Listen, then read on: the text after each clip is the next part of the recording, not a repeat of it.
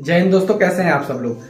किसी भी प्रॉपर्टी को परचेस करना एक बहुत बड़ी बात होती है। अगर आप किसी भी प्रॉपर्टी को या किसी भी प्लॉट को या किसी भी जमीन को फर्स्ट बार परचेस कर रहे हैं, ये खरीद रहे हैं, तो उस प्रॉपर्टी को खरीदने से पहले कुछ इंपॉर्टेंट चीज होती है। उसकी रजिस्ट्री कराने से पहले कुछ इंपॉर्टेंट चीज होती है, और रजिस्ट्री कराने का प्रोसेस अगर आपको नहीं पता होता है तो ये एक बहुत बड़ी समस्या होती है।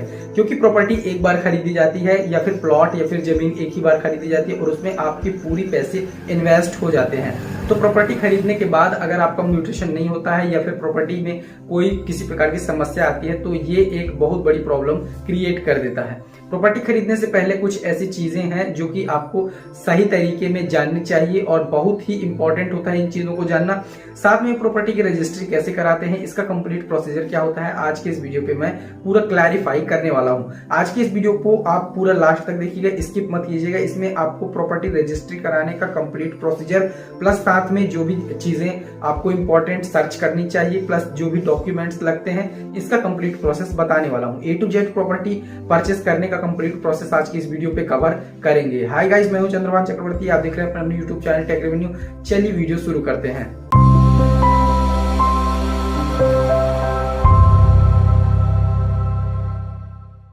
सबसे पहले तो अगर आप किसी प्रॉपर्टी को परचेस करते हैं तो ये जानना बहुत ही जरूरी होता है कि असल में वो प्रॉपर्टी किसके नाम पर है।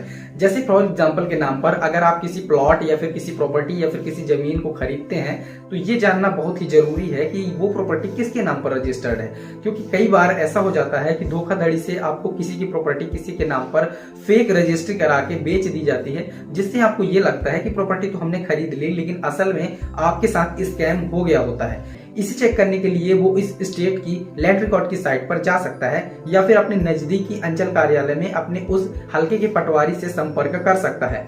ऐसा करने पर उसे ये क्लैरिफाई हो जाएगा कि असल में ये प्रॉपर्टी एक ही है या नहीं है। तो हमेशा क्रेता को ये ध्यान में रखना चाहिए कि जिस भी प्रॉपर्टी को वो खरीद रहा है, बेचने वाले के नाम पर असल में वो प्रॉपर्टी है भी या नहीं है। क्योंकि कई बार ऐसा भी होता है कि मीडिएटर आकर आपसे ज्यादा पैसे की डिमांड भी कर लेते हैं, और असल में जिससे आप प्रॉपर्टी खरीद रहे होते हैं उसकी प्रॉपर्टी को उसको कम पैसे वो देते हैं। इसके बाद जो दूसरी सबसे इंपॉर्टेंट चीज होती है वो होती है पावर ऑफ अटॉर्नी, यानी कि अगर आप मुख्तियारनामा, जिसे हिंदी में बोला जाता है। पावर ऑफ अटॉर्नी का मतलब ये होता है कि अगर कोई आदमी किसी भी काम को करने में सक्षम नहीं है, तो वो अपना एक प्रतिनिधि कानूनी तौर पर चुनता है, जिसे प्रिंसिपल और एजेंट कहा जाता है। ऐसे में जो भी प्रिंसिपल होता है वो मुख्तियारनामा करने वाला होता है, एजेंट वो होता है जिसके नाम पर मुख्तियारनामा किया जाता है, यानी कि पावर ऑफ अटॉर्नी जिसे दी जाती है। पावर ऑफ अटॉर्नी से एजेंट प्रिंसिपल की कही गई कंडीशंस के दायरे से बाहर नहीं जा सकता है, लेकिन अगर वो ऐसा करता है तो इसके लिए उसे फिर जो भी प्रिंसिपल के द्वारा निर्धारित की जाती है शुल्क या फिर जो भी नुकसान होता है वो उसे चुकाना पड़ता है। तो ऐसा केस प्रॉपर्टी में भी होता है, जैसा कि कोई आदमी प्रॉपर्टी को खरीदने, बेचने या फिर उसका मैनेजमेंट करने में या फिर उसे रख रखाव करने में सक्षम नहीं है, या फिर कहीं दूसरी जगह पर रहता है और वो प्रॉपर्टी को बेचना चाहता है। ऐसे में वो अपना एक एजेंट यानी कि पावर ऑफ अटॉर्नी किसी एक आदमी के नाम पर निष्पादित करता है, जो कि ये सारी चीजें करने में सक्षम होता है। तो आप ये पहले पता लगाएं कि क्या उस प्रॉपर्टी का कोई पावर ऑफ अटॉर्नी तो नहीं है। अगर कोई पावर ऑफ अटॉर्नी है तो वो किन किन कंडीशंस को सेटिस्फाई करता है, किन किन कंडीशंस के लिए उसे पावर ऑफ अटॉर्नी दी गई है, ये सारी चीजें आपको पता लगाना बहुत ही जरूरी होता है। कई बार ऐसा होता है कि प्रिंसिपल पावर ऑफ अटॉर्नी के माध्यम से एजेंट को सिर्फ प्रॉपर्टी मैनेजमेंट के लिए ही प्रभार देते हैं, लेकिन एजेंट उस प्रॉपर्टी को बेच देते हैं। ऐसे में प्रिंसिपल ऑब्जेक्शन लेता है और आपकी प्रॉपर्टी का म्यूटेशन नहीं होता। इसके बाद आती है तीसरी और मोस्ट इंपॉर्टेंट थिंग्स कि आप किसी भी प्रॉपर्टी या किसी भी प्लॉट को परचेस करते हैं या किसी भी जमीन को खरीदते हैं, तो उसमें ये देखना जरूरी है कि क्या इस प्रॉपर्टी को, इस प्लॉट को या फिर इस जमीन को किसी दूसरे आदमी के नाम पर वसीयत में तो नहीं दिया गया है, या फिर दान पत्र में तो नहीं दिया गया है, या फिर रजिस्टर्ड वसीयत तो नहीं करवाई गई है, या फिर गिरवी तो नहीं रखा गया है। क्योंकि कई बार ऐसा होता है कि आदमी एक प्रॉपर्टी को किसी के नाम पर वसीयत करके, किसी के नाम पर रजिस्टर्ड दान पत्र करके और उसे दोबारा बेचने की कोशिश भी करता है। अगर पहले से प्रॉपर्टी किसी के नाम पर रजिस्टर्ड वसीयत के रूप में कर दी गई है, या फिर रजिस्टर्ड दान पत्र कर दिया गया है, या फिर रजिस्टर्ड विक्रीनामा कर दिया गया है, जैसे कि कुछ कंडीशंस में ऐसा होता है कि बायर के पास सफिशिएंट पैसे ना होने के कारण वो उस प्रॉपर्टी का जैसे एडवांस में कुछ मनी देकर उसे बुक कर लेते हैं। ऐसी सिचुएशंस में विक्रयनामा बनाया जाता है। तो कोई रजिस्टर्ड विक्रयनामा या दान पत्र या गहन पत्र या फिर वसीयत नहीं है, इस चीज को आप मेक श्योर कर लें किसी भी प्रॉपर्टी को परचेस करने से पहले। इसके बाद जो एक और इम्पोर्टेंट चीज होती है वो होती है प्रॉपर्टी किसी बैंक में बंधक तो नहीं है, क्योंकि कई बार ऐसा होता है कि सेलर प्रॉपर्टी को सेल करने से पहले किसी भी बैंक से लोन ले लेते हैं उस प्रॉपर्टी का यूज करके। अगर उस प्रॉपर्टी का यूज करके या उस प्लॉट का यूज करके या उस जमीन का यूज करके किसी बैंक से लोन लिया जाता है तो आप इसके लिए उस प्रॉपर्टी के खसरे पर चेक कर सकते हैं। खसरे पर आप ये देख सकते हैं कि वो प्रॉपर्टी किस बैंक में बंधक है, क्योंकि जिस भी बैंक से लोन लिया जाता है बैंक उस प्रॉपर्टी के खसरे पर बंधक दर्ज कर देता है। ऐसे में आप ये पता कर सकते हैं कि क्या प्रॉपर्टी पर बंधक है या नहीं है। अगर प्रॉपर्टी पर बंधक है तो आप उस प्रॉपर्टी को जब तक बंधक मुक्त ना हो जाए तब तक ना खरीदें। इसके बाद अगर आप किसी प्रॉपर्टी या किसी प्लॉट या फिर किसी जमीन को परचेस करते हैं तो आपको उसमें ये देखना जरूरी होता है कि इस प्रॉपर्टी से रिलेटेड किसी सिविल कोर्ट में, किसी हाई कोर्ट में, सुप्रीम कोर्ट में या फिर किसी नजदीकी आपके उपभोक्ता फॉर्म में या फिर तहसील में किसी प्रकार का कोई एक्टिव केस तो नहीं है, क्योंकि कई बार ऐसा होता है कि प्रॉपर्टी में केस चलते होते हैं और प्रॉपर्टी को बेच दिया जाता है। ऐसे में जो भी प्रतिवादी होते हैं या फिर जो भी डिफेंडेंट होते हैं वो आपका नामांतरण में रोक लगा देते हैं, नामांतरण में आपत्ति लगा देते हैं, जिससे आपका दाखिल खारिज या म्यूटेशन नहीं हो पाता है। जब तक कोर्ट का आदेश ना आ जाए और जब तक क्लीन चिट ना मिल जाए तब तक आपको ऐसी प्रॉपर्टी को परचेस नहीं करना चाहिए। इसके बाद आता है अगर आप किसी प्लॉट या किसी प्रॉपर्टी को या फिर किसी एग्रीकल्चर लैंड को खरीद रहे हैं तो आपको ये चीज एक कॉमन सी चीज है, कॉमन सी मिस्टेक है जो कि हर एक आदमी को ध्यान देना चाहिए कि उस प्रॉपर्टी से आने जाने का रास्ता या आपका निस्तारण है भी या नहीं है। अगर नहीं है तो ऐसे में आप कहां से उस प्रॉपर्टी पे आएंगे जाएंगे, ये एक बड़ा मुद्दा होता है। ऐसे में रास्ता विवाद का केस उत्पन्न हो जाता है। सो रास्ता विवाद के केस से भी बचने के लिए आपको प्रॉपर्टी का ये देखना जरूरी है कि प्रॉपर्टी में रास्ता विवाद या फिर रास्ते के लिए कोई जगह है भी या नहीं है।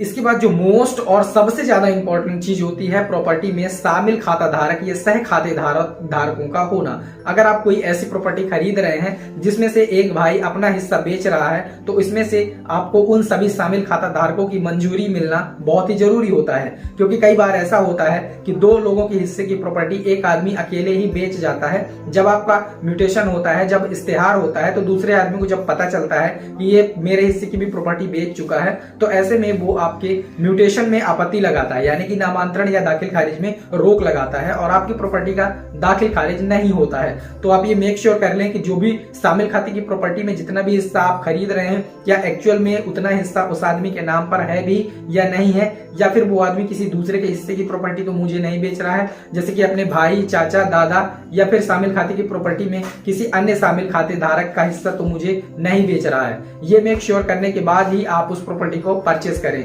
इसके लिए आप नजदीकी पटवारी से संपर्क कर सकते हैं। अब बात करते हैं कि प्रॉपर्टी रजिस्ट्री के लिए लगने वाले जरूरी डॉक्यूमेंट्स कौन कौन से होते हैं। तो जो भी प्रॉपर्टी का सेलर होता है या जो भी प्रॉपर्टी का बायर होता है, सबसे पहले दोनों में से किसी एक आदमी को उस प्रॉपर्टी के सर्टिफाइड लैंड रिकॉर्ड्स यानी कि खसरा, नक्शा, जमाबंदी, खतौनी निकालनी होती है। ये सारी चीजें आप अपने लैंड रिकॉर्ड के साइट में जाकर ऑनलाइन सर्च कर सकते हैं। इस पर मैंने बहुत सारे वीडियो बनाए हुए हैं कि आप किस प्रकार से अपने सर्टिफाइड लैंड रिकॉर्ड्स की कॉपी प्राप्त कर सकते हैं, क्योंकि रजिस्ट्री में आपकी प्रॉपर्टी के सर्टिफाइड रिकॉर्ड्स ही लगते हैं, तो इनको सबसे पहले आपको निकालना होता है। इसके बाद होता है सेलर और बायर की आइडेंटिटी प्रूफ, जिसमें आप अपना आधार कार्ड मेंशन कर सकते हैं। साथ ही साथ में आपको दो गवाह की जरूरत होती है। दो गवाहों का आइडेंटिटी प्रूफ भी होना जरूरी है और दोनों गवाहों की एज 18 साल से ज्यादा होनी चाहिए और दोनों गवाह मानसिक रूप से स्वस्थ भी होने चाहिए। दोनों गवाहों का आइडेंटिटी प्रूफ प्लस दोनों गवाहों के फोटोज आपको चाहिए होती हैं। इसके बाद सेलर और बायर की फोटो चाहिए होती है। जिस भी प्लॉट या प्रॉपर्टी से आप खरीदना चाहते हैं उसमें से तीन दिशाओं से फोटो साथ में प्रॉपर्टी बायर और प्रॉपर्टी सेलर की ली जाती है। ये सारे डॉक्यूमेंट्स लेके आपको अपने अंचल कार्यालय या तहसील कार्यालय में जाने हैं। इसके बाद वहां पर होते हैं सर्विस प्रोवाइडर।